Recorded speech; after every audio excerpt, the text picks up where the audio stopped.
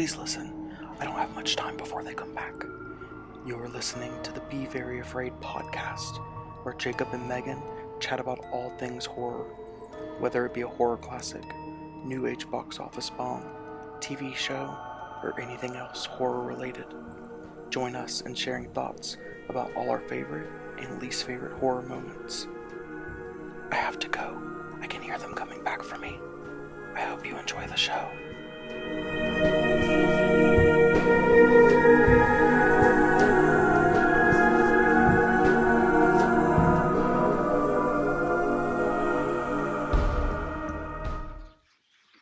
Oh my god. Happy Halloween! Happy Halloween! We're joined by a guest. Oh, he's gone. I saw him walk in. I was like, oh. Halloween is a feeling, and it's something I feel every day. And that's why today's movie is so appropriate. I know. I love it. Yeah, don't let the ghost face mask fool anyone. We're not talking about Scream today. We'll get there. One day, because favorite, but yeah. But it's October 31st, if you're listening the day of, and what better time to talk about John Carpenter's original Halloween movie?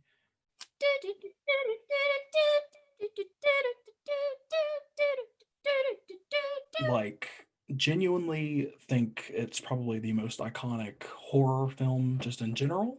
Mm-hmm. Absolutely.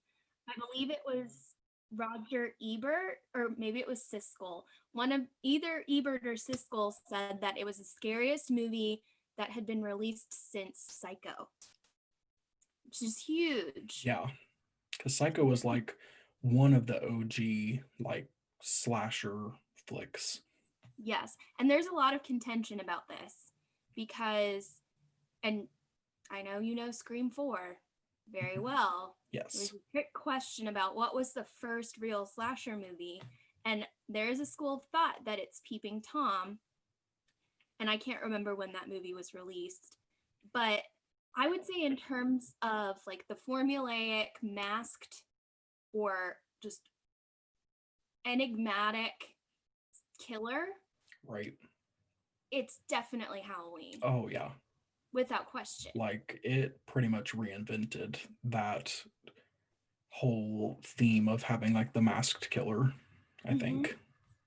Absolutely. And I think that it turned it on its head a little bit, because with Peeping Tom and with Psycho, those were just two weird dudes, right? Right.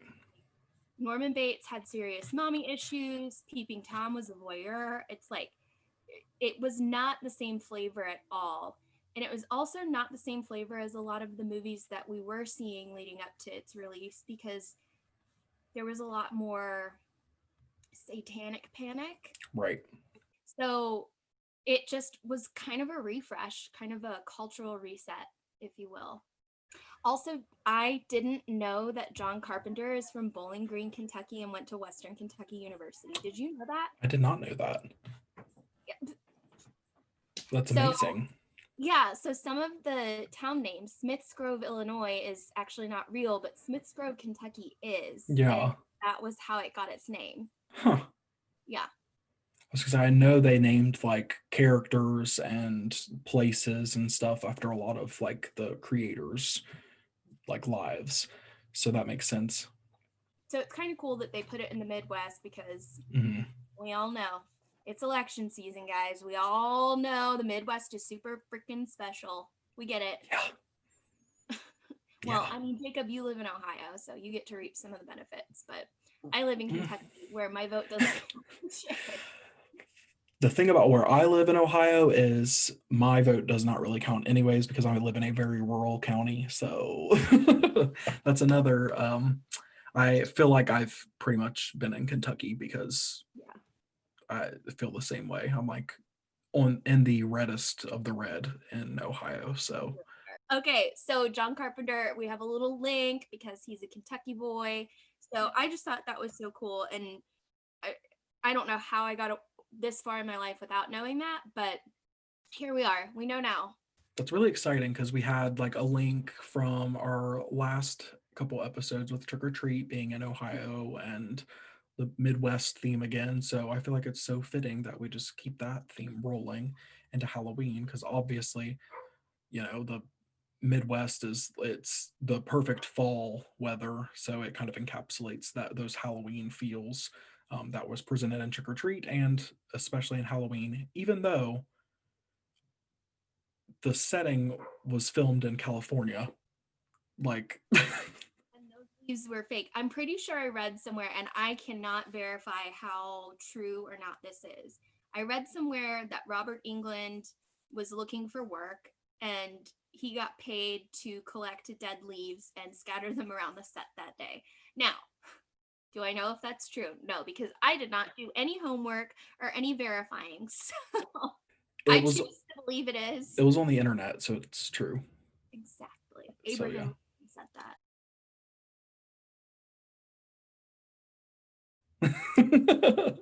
Exactly. So, right off the bat, my notes taking, it just says PJ motherfucking Souls. Queen. Queen. I forgot she was in this movie. I know. And it was like maybe her second big film, ironically, both horror, and because Yeah, she was in Carrie first. exactly. And she was integral in The Prank for Carrie. And then she went on to star in Rock and Roll High School, which is kind of a feature length music video. Nice. So she is a queen, Yeah, and we love her. We deserved more PJ Souls. we really did. It's never She too late. No, it's not. It's not. But I think that she and Jamie Lee could have had similar careers. Oh yeah. Yeah, because I mean Halloween was Jamie Lee Curtis's first film that she was even in, so it was kind of like I'm sure life, even though I know she had, famous parents and stuff, but still life changing in the sense that she became the most iconic final girl in horror movie history as of yet. No coincidence that her famous parent was none other than Janet Leigh, who was the shower scene woman in Psycho. Yep. Because I got so into this and note taking, I immediately after watching Halloween went and watched the Halloween 2018 film. Same. Is Jamie Lee Curtis as a grandmother who's kind of like portrayed as you want to call it a prepper? Mm-hmm. Prepper? Yep. But her doomsday, of course, is Michael escaping, and he does. Obviously, he always does. Right. And it was actually really good. So I never really got into the whole theory that he was her brother. So it just didn't really make sense to me. It made sense for the whole babysitter thing just because his sister which we'll get into that obviously for the very first scene is him killing his sister. She was his babysitter essentially for that night. So it made sense that it was just like he was hunting babysitters. And then, of course, in the sequels, they started going to like, oh, she was secretly the baby in that family that they gave up for adoption. And it just never made much sense to me. So I was really glad that 2018 subscribed to the theory. Like they played it off in the movie, even saying like, oh, like that was, A rumor. yeah, just a fake story that people passed around. So I definitely loved that. Well, interestingly, I think Rob Zombie did a really good job of, in his 2007 film, giving that a real backstory that actually made sense. Yes, agreed. Yes.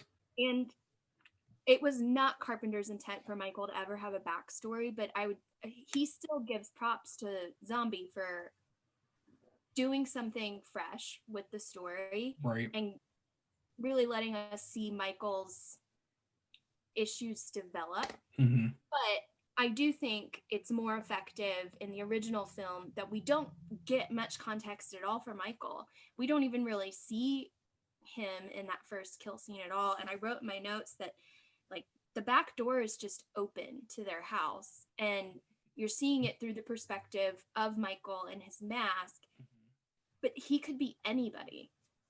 Right. Don't really know. We see like a hand maybe wearing a costume, but it could be anybody. Right. Super shocking when it's revealed that it's Michael. He's a small child. Small child. And she says his name, but you still don't really know who Michael is. Right. It's just, I feel like Halloween, the original 1978 version, plays up like the whole devilish, like just completely gone psychotic randomly thing with him. It was more, I liked it because it was more blaming it on nature rather than nurture, whereas Rob Zombie's films focus on nurture over nature. Absolutely. So, Which, reflecting on it now, it really doesn't make a lot of sense because Sherry Moon Zombie's character as Michael's mother, like they had a really solid connection. mm-hmm. So, interestingly enough, I do prefer Michael not having a backstory. Same. It's just that whole a complete random psychotic devil incarnate story that just really And can we please rate his parents' reaction to finding him with a bloody knife?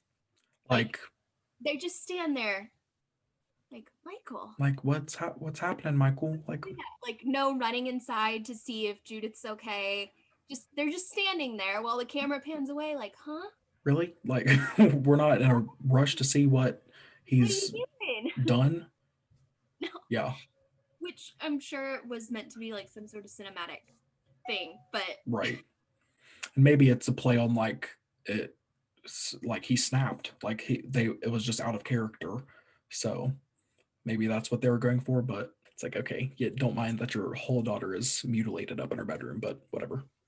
I know that John Carpenter and a few other people in production are on record as saying that this was never meant to be a morality thing about having sex, but all of the other slasher movies that came after really did adopt that, and it became part of the formula, as we hear about in Scream, that when you have sex, you die. Right. So it is interesting considering the timing that this came out, that people decided that they were going to project their own morals onto this film. Mhm. John Carpenter was super liberal, as we know, and meant nothing by it, but it did make it seem like Michael was punishing his sister for having sex. Right. Yeah, and I mean, you see it in Scream, the very first Scream, because that's what they're watching at the party is Halloween. And Randy says it's the sin factor. It's the sin factor. Like you die if you drink, you do drugs, you have sex. So it kind of, I mean, I think that them alluding to Halloween kind of proves that that is like what invented that whole theme in horror. So, misunderstandings happen, but we got like such a culture surrounding horror film because of that misunderstanding or projection or whatever you want to call it. Yes. So after we're revealed that it's Michael and he's a child, take it away, Jacob. So it basically jumps 15 years into the future, and we are given the scene where Samuel Loomis, Dr. Loomis, and he is with the nurse Marion. They're driving to Smith's Grove Sanitarium. So they're charged with transferring a patient, 21-year-old Michael Myers, from the hospital to Hardin County Courthouse so he can stand trial for his crimes. Hardin County is also in Kentucky where Smith's Grove is. Nice. Just the thing. He was like definitely like Kentucky. Don't you forget it. I didn't understand this nurse's attitude at first, and maybe it was because I was still grappling with the whole having a backstory versus not. Because Loomis is not even using pronouns with Michael. He's calling Michael it. Yep. It's very ominous though, and it really sets this interesting tone because she is kind of coming, like, she's giving him attitude because she feels a little bit more compassion and she thinks he doesn't have it. But what she doesn't know is that everything that Loomis knows, which is that Michael just there's not really a human behind his eyes, there is a killer. Right. He's just trying to express like he's a psychopath. He hasn't spoken in 15 years. Like there's nothing good about him, and he's just trying to warn her like he is dangerous, and she's just like, oh, but like, oh, what's, asking all these questions, and he's just like, there's nothing much to it, just he's a psychopath and he's dangerous. You get what you get, you don't Like, throw a fit. that's it.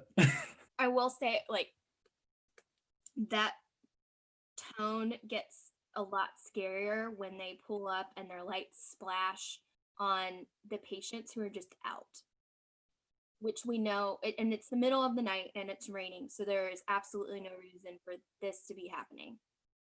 So at that moment, something's up. And she still just doesn't think anything of Loomis getting out of the car. She leaves her window rolled down and is just smoking. Like, she did not really absorb anything that he had to say. And she should know that something is up here and maybe have her guard up. I don't know. That's my opinion. Right.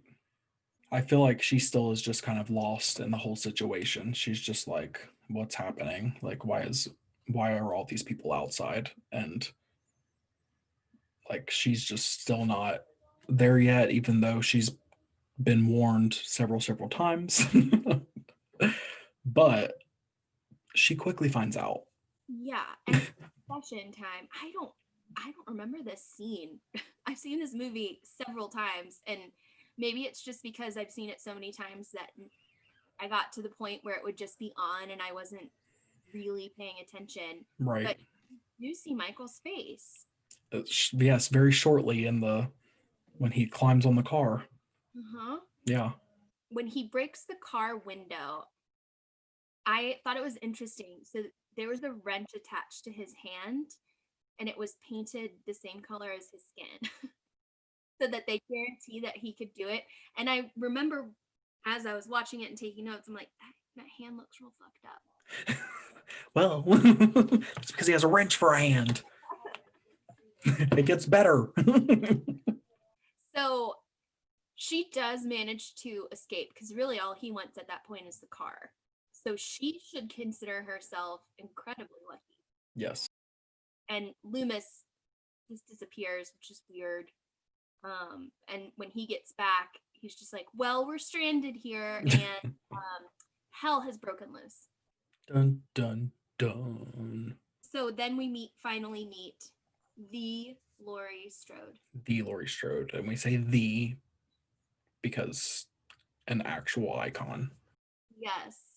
Jamie Lee Curtis, who is so pretty, and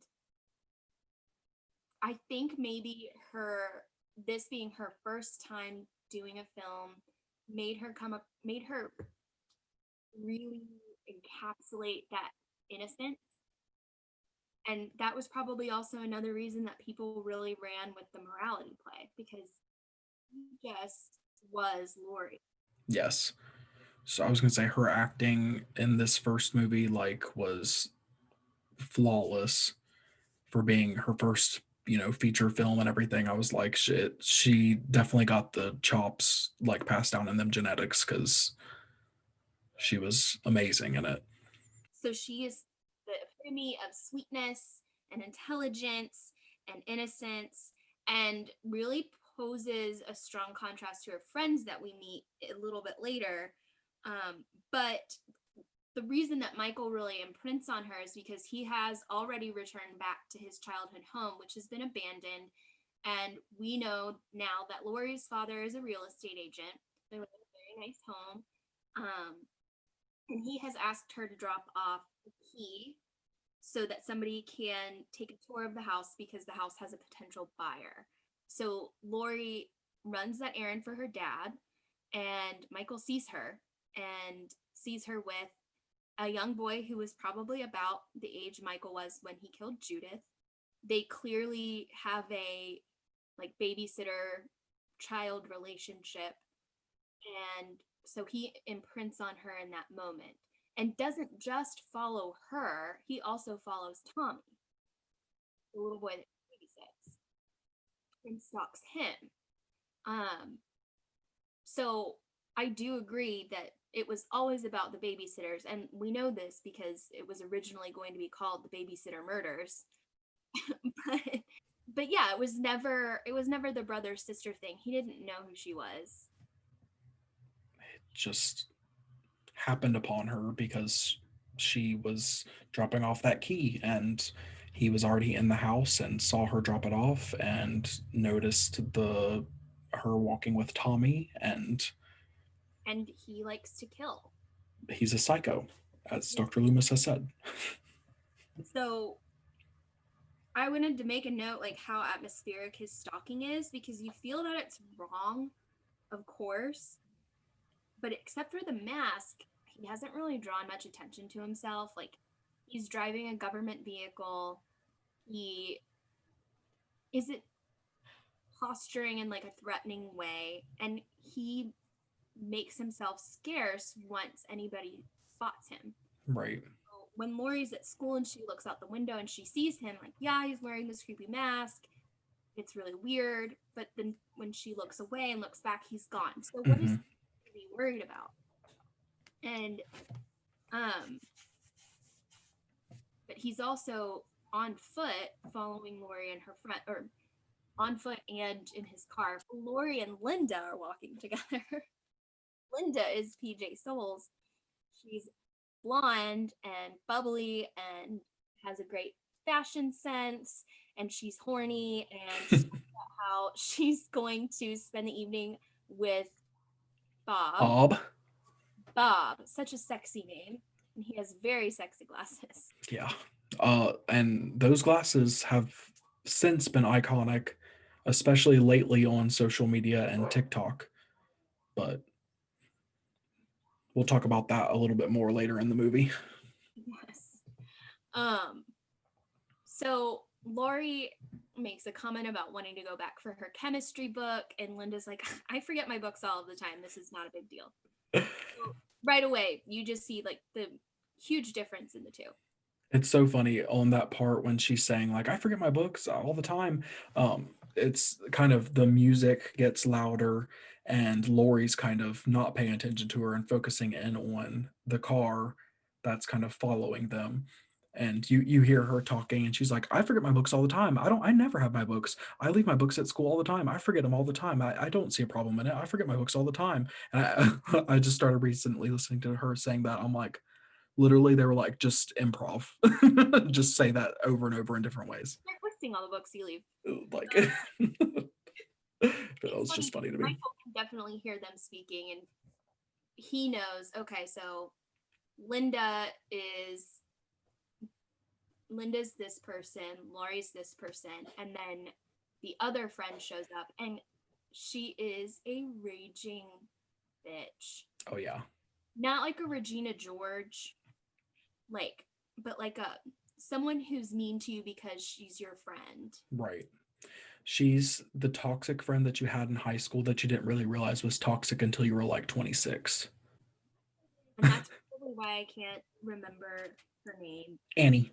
Annie is a bitch. Sheriff's daughter. And Annie is pissed that she's babysitting tonight, and also pissed that Paul, her boyfriend, is grounded, so she can't be horny with him. Right. Annie is also very horny. Damn.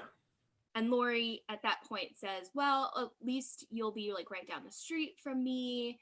We can hang out. And Annie's like, oh yeah, great. Like, thanks. What a great friend. And we find out that Annie is going to allow Linda and Bob to come over and screw in the house where she's babysitting a little girl. Right. That, we'll get into that. That's a lot to unpack. Yeah. But anyway, they are just feeding Michael all of this information, and Laurie is the only one who has any sense of the fact that they're being watched. And they just make fun of her for it. And that's what John Carpenter said was the original intent, that it was not that those girls were horny that they got killed.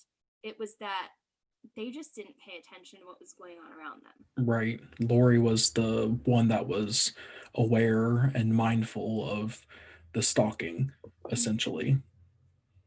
And kind of while this is going on, Loomis is kind of Hansel and Greteling Michael. He's finding all these clues, like he finds the matchbook that the nurse was using to light her cigarettes, and he finds Michael's hospital, whatever you want to call it, his hospital clothes. Yeah, gown.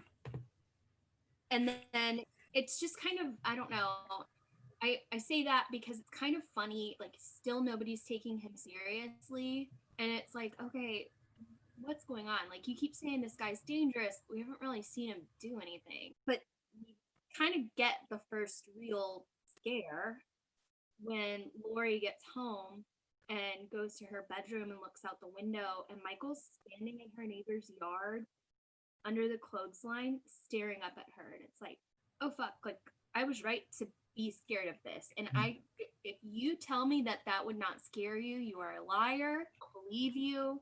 That is terrifying. This person I've been seeing all day out of the corner of my eye, and for a short period of time, all of a sudden I'm home and they're in my neighbor's backyard looking at me through my window. Like, that's really of its time, because my mom and my aunts and my dad to an extent have talked about being a child, but specifically being a female child in that time period, is that people don't take you seriously when you say something is wrong. That was really the time when sexual abuse even started to get any sort of recognition, and child abuse on the whole even started getting any sort of recognition. So obviously, if Laurie, and she didn't go to anyone, if she'd gone to someone, they probably would have laughed her off too. And I kind of get the sense that she doesn't tell anyone because she knows that, and that's really sad. Or maybe I'm reading too much into it, but I mean, yeah, I kind of agree, because essentially she was kind of gaslit by her friends earlier in the day, saying like, "Oh, you're just being dramatic." Like, it's just probably one of our friends, like, or whoever. They said it's probably what's his name from, wherever, and just kind of trying to write it off. And she's like been nervous about it because she had already seen a person standing outside the school seemingly looking at her and stuff, and they were just kind of like, you're crazy. yeah, and listen, the Shatner mask is scary. Yeah, I don't know what like they were anticipating with like the creators of that for like Star Trek. Like, I don't know what their thought process was for that. Like, was it supposed to be good? It was. I've never seen a picture of the original Shatner mask, and I know they said the only thing that they did to it was mess with the hair, paint it white, and widen the eyes. So I don't know, but costumes were much scarier back then. Yeah, that's true. Like, and not in a sense that, not done on purpose. yeah. Like, definitely they were like, oh, we're selling this, like put a $15 price tag on this mask, and it's like, I mean, it did the job. Happy Halloween, because horrifying. A little tiny William Shatner running around. Like, no. No thanks. But it is around this point that we also get another really unsettling moment when Loomis goes to the cemetery where Judith Myers is buried. I find it interesting that the groundskeeper at the cemetery didn't really get why Judith's grave was defiled. He said, like, damn kids or something like that. Yeah, because I would think that this is something of town legend, and that you'd know that there's a reason why this guy is like asking specifically to see this. Right. I almost wonder if maybe that is a prank that has happened in the past, and that's why the graveyard keeper is just kind of like brushes it off as like the kids doing it because it's Halloween. I'm sure maybe that it has been vandalized. Her grave has been vandalized at some point. I do think that the headstone just not being there is atmospheric. Mhm.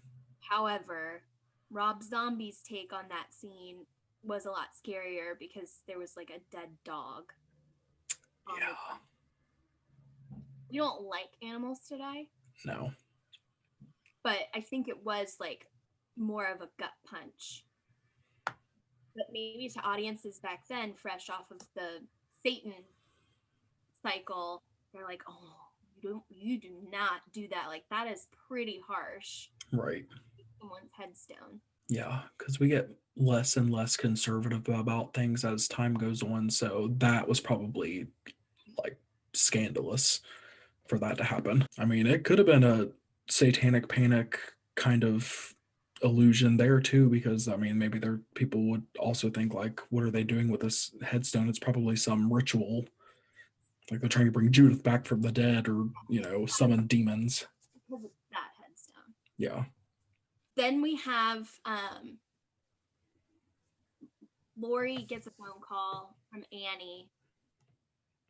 You guys can't see this if you're listening, but I just rolled my eyes. And Annie says that she can borrow her mom's car, so she's going to pick Laurie up. And we get this short scene of Laurie waiting for Annie, and she's just looking at all of the kids trick-or-treating. And I kind of get the sense that she feels sort of stuck between womanhood and adulthood, because she feels like her friends are really moving into it, and she's maybe not, and maybe a little bit more reluctant, but also feels a lot more mature than they are. I don't know if I'm making any sort of sense, but there's almost like a wistful sort of feeling to it. Yeah. Because Michael's nowhere in sight. It's not scary. So it's almost like you feel like she feels some sort of weight on her, where maybe she wants to start letting loose a little bit too. So also, I just want to note that to Annie and all babysitters, a really bad idea on your way to go babysit is smoking marijuana. I'm not against marijuana use, but if you are going to be in charge of little human lives, it's best to do that sober. Throwing that out. I cannot imagine trying to pull some of the shit that these girls pulled in this movie, like inviting your friends over to have sex while you're babysitting. It's really weird. Yeah, just so weird. And then showing up high or stoned is really weird. But they are talking about the dance, and at this point you get the relatability that the final girl must have in order for you to root for her, where Laurie kind of reveals to Annie and is vulnerable with her and says, I actually really wish I could go to the dance tomorrow. That's another thing that they've been gabbing on about. Right. Annie's like, oh, and she's naming people that will go with her, and Laurie admits to her that she wants Ben Tramer to go. Yes. And Annie's like, oh, I knew it. And this is important. I think we, at this point, go back to the house, and Loomis has gotten the sheriff on board and is trying to impress upon him that there's a problem. Yep. And that's when they find a dead animal of some sort, which we don't see, thankfully, that looks like it's been eaten. And Loomis thinks that Michael ate it, just like a caveman would. Yeah, because the sheriff is like, I can't believe that a man would do something like this. And Loomis is like, this isn't a man. Exactly.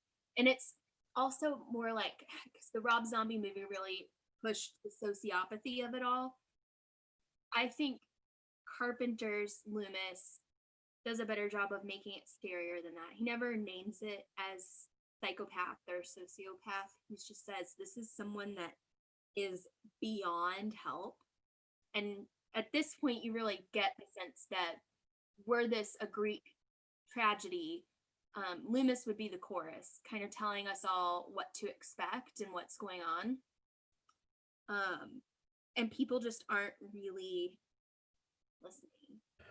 They don't essentially believe, because Loomis just has had this insight this whole time of these past 15 years, and it's just like he is just bad. There's no like gray area about him. He's just bad. It's just all the devil, basically.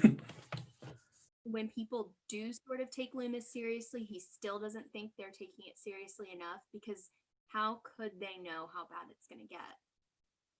They don't. And the thing with Judith happened so long ago, and it was just Judith, and it was just his sister. So yeah, it's interesting that dynamic that Loomis gets with everybody else. Right. It almost leaves stuff up to the imagination too. Like, was there more that he did in the past 15 years? Like you see in Rob Zombie's version that he's hurt nurses and hurt people in the psych ward over the years and stuff. But like on this, it's just like he must have just like went on a killing spree. Mm-hmm. And it's a much broader example of the what you don't see is a lot more terrifying than what you do. Right. So we go back to Annie. Annie is terrible at babysitting and at being a friend. Babysitting a little girl named Lindsay, who is none other than Kyle Richards of Real Housewives of Beverly Hills. So I was really excited about that. I'm not like a fangirl of Kyle Richards, but like it was pretty exciting. That's a pretty big role, considering her sister Kim is supposed to be the child star. Kyle really got like a prime role. So Lindsay is watching a movie and she's over Annie's shit. Annie is over Lindsay and everyone else's shit. But Annie gets a phone call that's about to turn it all around when Paul calls her and says that his parents are gone and so he's free to come see her. But she needs to come pick him up. At some point, she spills something all over herself and has to go out to the garage to do the laundry, and she gets locked in by Michael. Yep. We also hate Annie because she hates the dog. It's a beautiful German Shepherd that she talks about hating. And the German Shepherd is just trying to protect her because Michael is lurking and kills the dog. And that's when it's really over for me.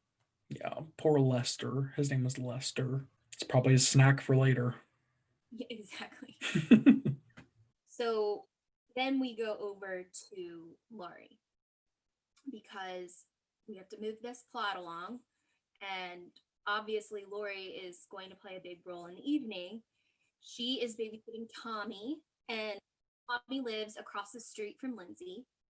Tommy is watching The Thing, which I thought was a really cool Easter egg. Obviously, they're watching the original version, but only a few short years later, John Carpenter would release his version of The Thing. I have to wonder if he wasn't already kicking around like his ideas for it. It was obviously something that he really admired and wanted to work on, and he killed it. Lindsay and Tommy live in kind of a wealthier neighborhood. Their houses are a little bit bigger. The windows are bigger.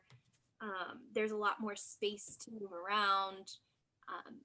A lot of nice furniture. And I think that is probably what inspires the girls to kind of pull some of the stunts that they do, is that these families like have all the cool shit. So that's why we're going to come hang out here. And I don't know. I just, as a former babysitter, it was always great to go to the rich family's house because they had the best snacks. But again, I would never invite a boyfriend over. Like, without the parents knowing at least, can't imagine getting away with this. And they're so confident about it that they just do it. So Annie calls Laurie and tells her, hey, Paul's free, so I need to go pick him up. You're going to watch Lindsay for the rest of the night. Also, once again, a very shitty friend. Yeah. Pawn me off. I'm like, am I getting your payment, ma'am? And she also tells Laurie that she set her up on a date with Ben Tramer. And Laurie's really embarrassed. Yeah. Obviously told Annie that in confidence. And I can see where Annie, like, was trying to be a good friend, but is toxic. Like, don't do that. Like, knowing Laurie as well as you're supposed to, you shouldn't spring that on her. Right. Nor should you be making her do your job. Also, I just want to reiterate to any of the babysitters out there that no man is worth all of this. And no man is worth you making up a song about him. Because she's going to her car singing, oh, Paul. I'm just like, there is no way it's that good. You're in high school. Yeah. Gross. No way. Annie. Gross. But she gets hers because Michael is waiting. Yeah. And this scene is kind of, I have a little fond place in my heart for it, as weird as it sounds, because it's so bad. Michael's strangling her. The noises she's making, and you can tell there's no pressure on her neck. No. You do the knife kind of slash, but you don't really see any blood. Right. And then her like death sequence, she's like, ugh. Yeah. I still dead.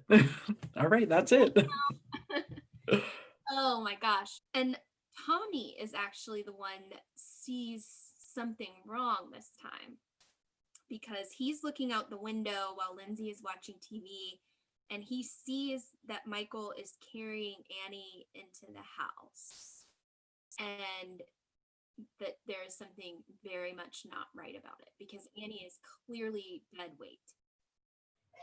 Yes. Yet again, he spots the boogeyman, which he did earlier, and tried to tell Laurie that he spotted the boogeyman outside of the Wallace house. But, Laurie just kind of brushed it off, which it's funny. You'd think after her experiences for the whole day, she would have been like, I said that. Like, Laurie, this is something you were afraid of just a few hours ago. Going back to my point, like, she managed to brush it off, and like, she's just kind of in this space now where it's like, I got a job to do, and I don't have time for the childish shit. Like, I don't have time for my friends' childish shit. I'm the only person really taking life seriously, and it's annoying. Right. I bet Laurie Strode would have been like the queen of leave your shit at home when you go to work. Like, she don't let nothing happen in her life like affect her work life at all. Post on Instagram like once per year. Right. Just an update on Halloween. I'm still here. I made it. So Linda and Bob show up to the house. Annie's not there. It's dark. Michael's still there. But he lets them do their thing. And also, once again, can you imagine going to the house where your friend is babysitting a whole human being and having sex in it? Especially since nobody's there. They're like, oh, even better. Like, that's really bold. Because they were anticipating Annie coming back, but obviously that never happened. And then when they found out that Lindsay was gone for the entire night, that's when I think they were talking on the phone to Laurie, and they were like, all right, like, yes. I asked Laurie if Annie was over there, and Laurie said no. So they do their thing, and I just want to say it doesn't take very long. It doesn't look very fun. 16, I know, but Linda seemed to really enjoy it. Oh, she had a good time. As far as we could tell. She was like, oh God. After he rolled off of her, I was like, that didn't look I feel bad for her because she's about to die and she's gonna die before she ever has a real orgasm. She's like, yeah, thanks, Bob. That was good. Ugh, I hate that for her. But she tells Bob to get up and go get her a beer. So he does. And she's just laying there in post-coital bliss. Sure. She'll never know any better. And so Bob goes downstairs, and it's interesting. I don't know how thrown off I would be. The kitchen door opens by itself while he's in there. And that's weird. But my first thought, honestly, wouldn't be masked killer. It would be ghost. Oh, yeah. Like, great, this place is haunted. Yeah. Oh, that's weird. It was just the wind. There's no such thing as ghosts. Right. I would never in my life think that it was a masked killer. Maybe I should. I guess now that's all we'll be thinking. Like, yeah, it's not a ghost. It's actually a murderer. It's Michael Myers. It's a man that eats dogs. Yeah. So I'd say this is probably the most gruesome kill. He is in the dark and it's all in shadow.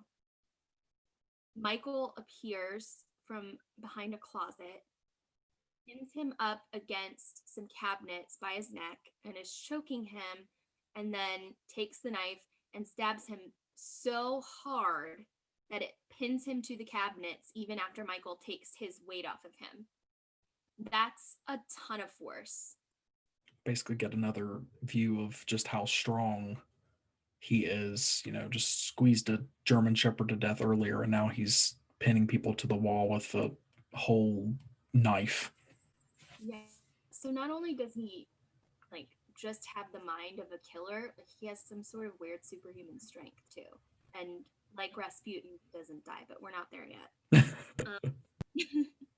So this next part, I think, was genius, where we're back in the bedroom with Linda, and she's laying there, she's ready to drink, and the door opens, and there is a tall figure in a white sheet with the glasses, and she just thinks it's Bob.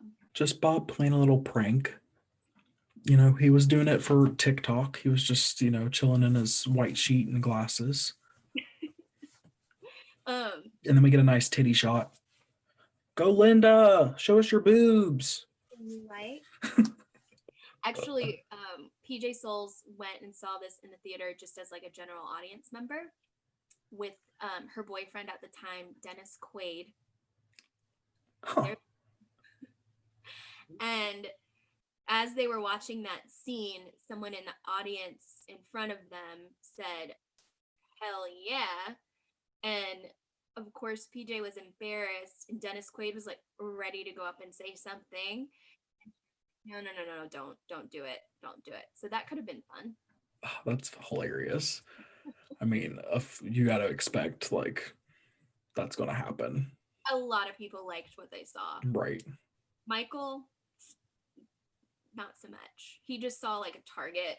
Yeah, he was like, oh, another reason, another sin. Another sinner. Coming for you. He's horny, guys. Gotta go. She's ready for round 2 because round 1 was 35 seconds. And somebody did mention that they timed how long between Judith and her boyfriend going upstairs in the opening scene and him leaving the house was 1.6 minutes for them to have sex. So Michael, this is actually the true tragedy of the whole movie. That was Michael's plans. We're on to you, John Carpenter. We don't think that you were really... We think the truth is that you were trying to coerce people into no sinning at all. Abstain. You just don't want women to have orgasms, John Carpenter. If you have sex, you will get pregnant and die.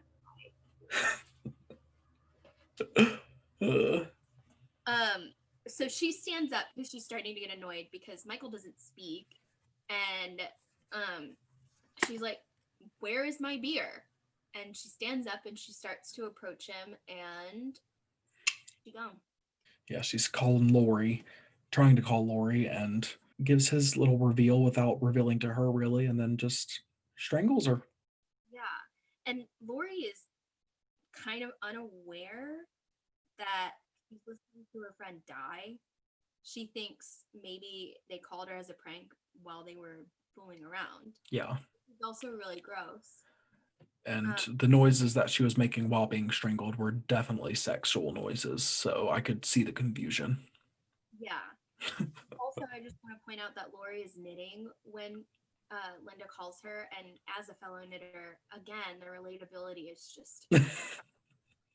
She's just an old soul, like an introverted old soul. I think teenage girls really did do a lot of knitting back then, though. Oh, was that a thing? Maybe.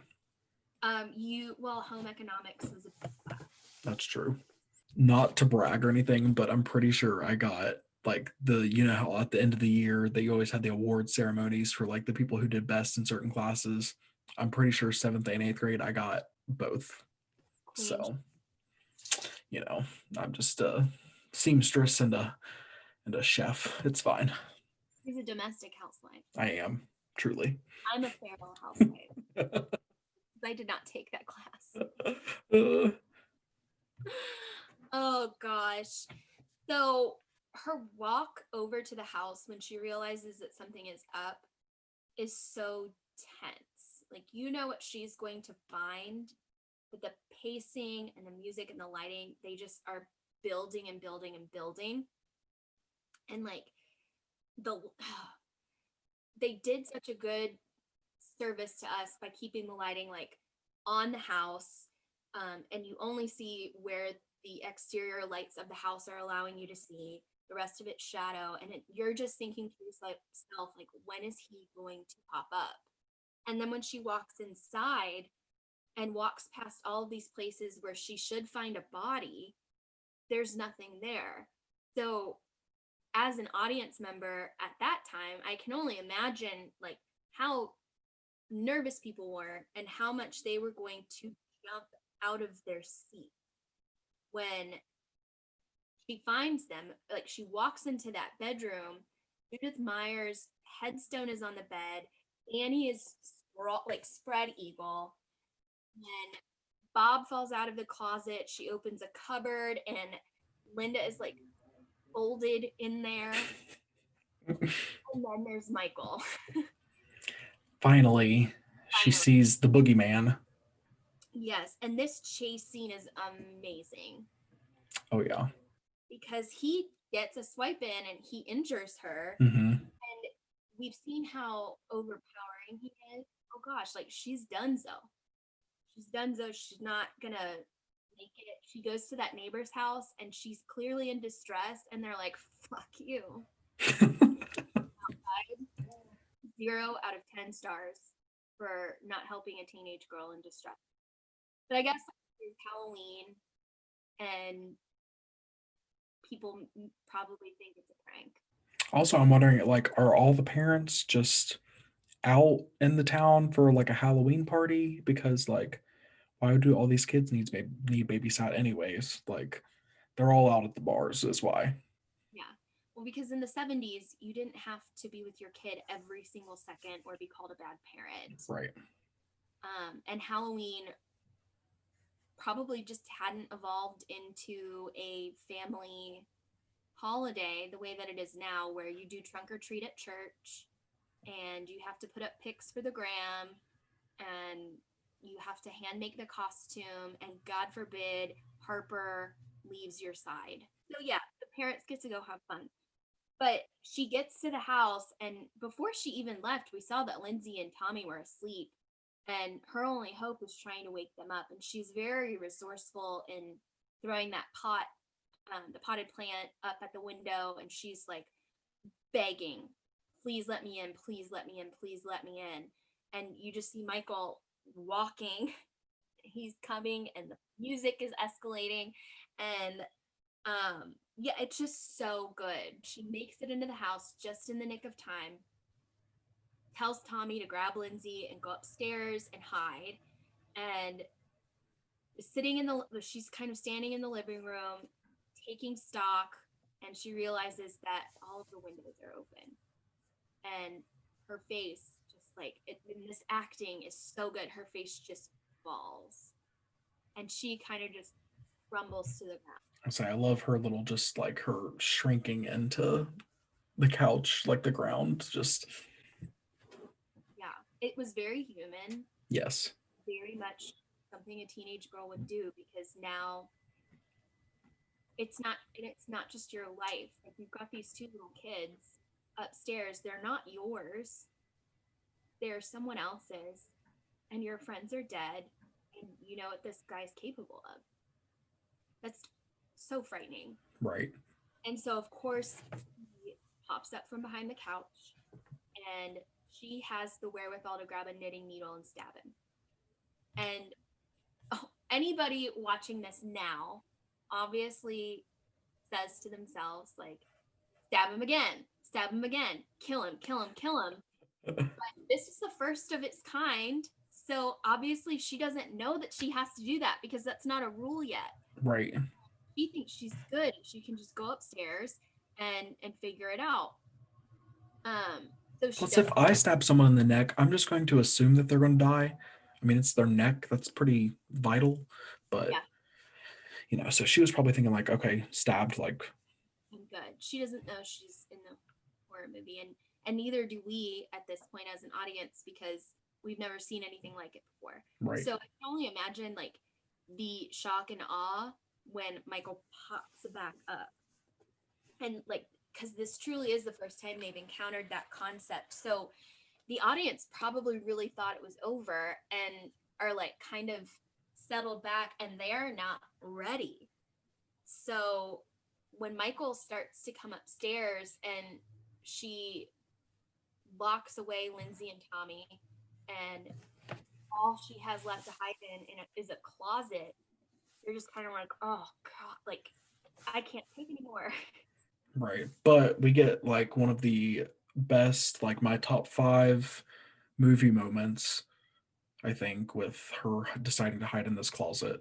But it is one of the best scenes, especially after he drops the knife in the closet and she stabs him.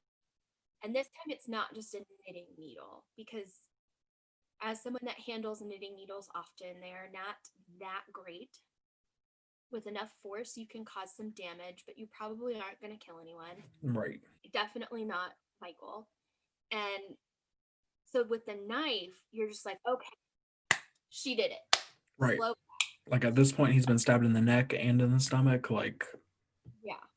And the knife is what killed the others. So obviously, like, we're done here. Right. And she gets Tommy and Lindsay and she says, run, go to the Mackenzie's house, call the police, scream for help the whole way, get out of here. And again, she shrinks down in the doorway after they run out. And as they run out, of course, Dr. Loomis is on that street and sees them bust out of the house screaming, help, boogeyman, boogeyman, boogeyman, help us, help us, help us. And he's like, there he is. Thank you, children.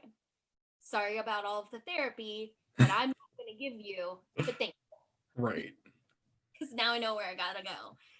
And when we go back to Laurie, I would say a lot of people count this as their, like, one of their top 5, where he's in the background, he's blurry, we're really focused in on her, and she, like, just all of a sudden, it's just like a straight up thing. There's no effort. He just sits back up like nothing happened. Yeah. And he stands up kind of in kind. She doesn't hear it.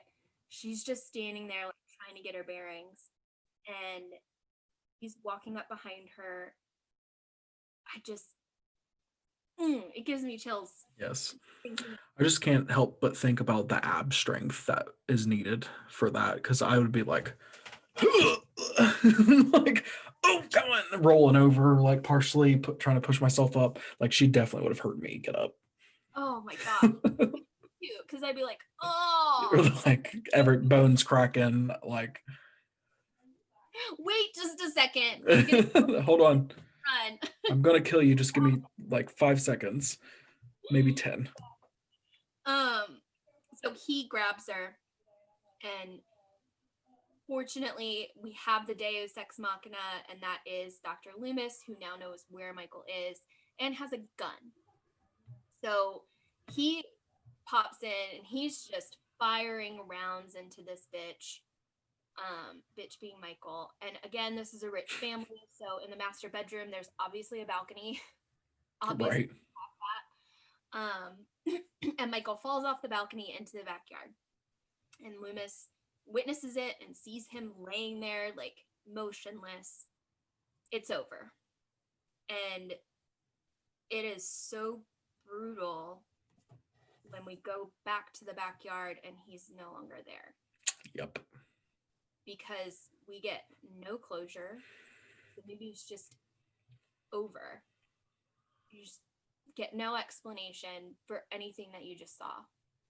And you know, like, it's not over and nobody's safe. Right. I love that they kind of close it out with you just hear his breathing in the mask. And it's just like, oh yeah, like he's alive still. No, and he's not done. Yeah. Halloween may be over today, But Halloween happens every year, baby. there's always next year. That is truly a classic. We need to think about how we follow this one. Right. What movie follows Halloween?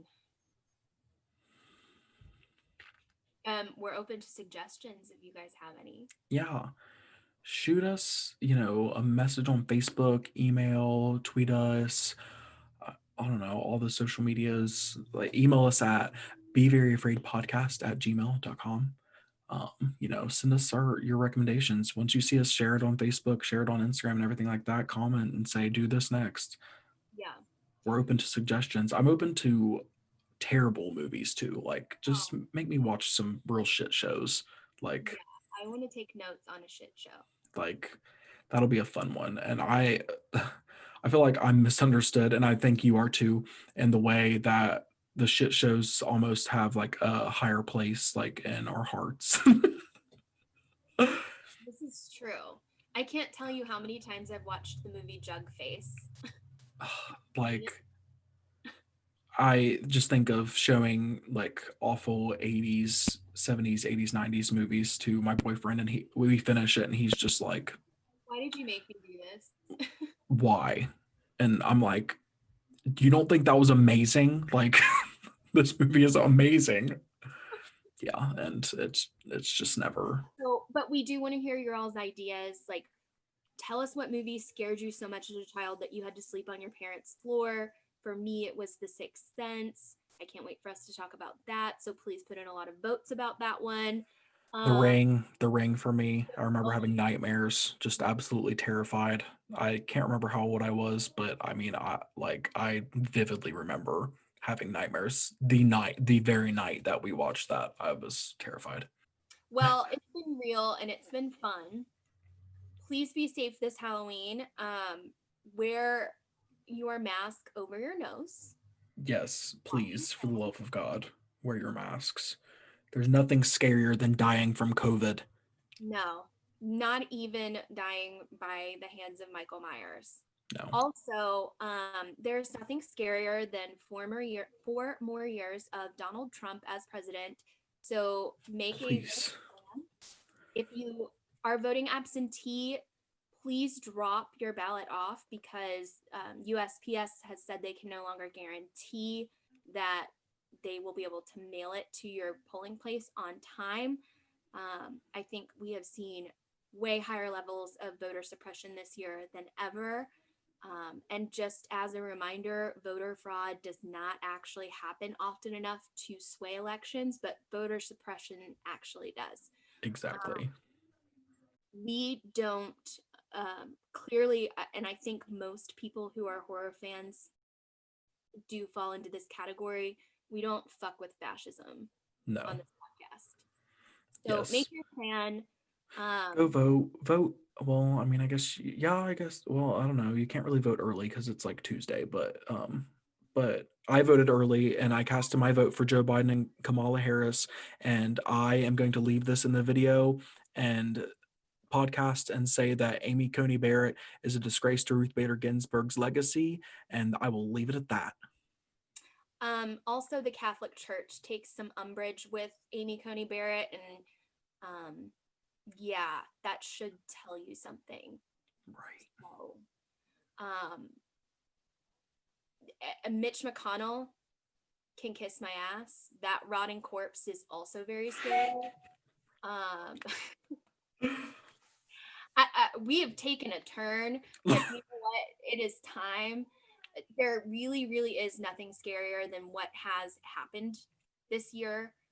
Donald Trump is responsible for the death of 230,000 Americans. He is responsible for the fact that so many families are suffering, getting kicked out of their homes, don't know where their next meal is coming from. He is a known rapist, and just because he has the money to settle out of court doesn't make that not true.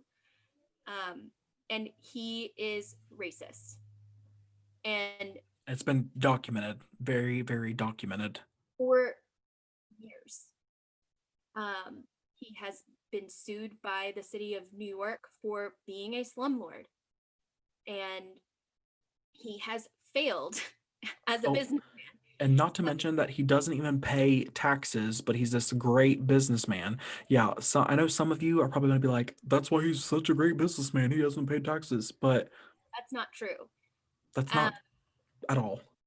His taxes would go to benefit military veterans, but he still doesn't pay them.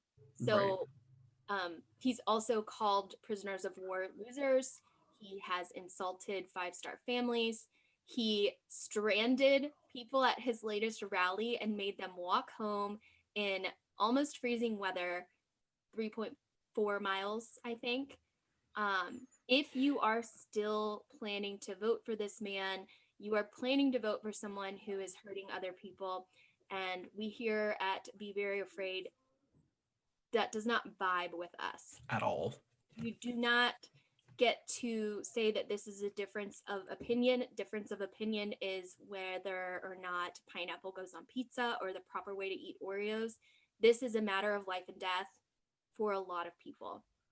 Yes. It is a matter of human rights for a lot of people. And I don't really care if you agree or disagree with abortion or gay marriage. You're wrong. The concept of life, liberty, and the pursuit of happiness.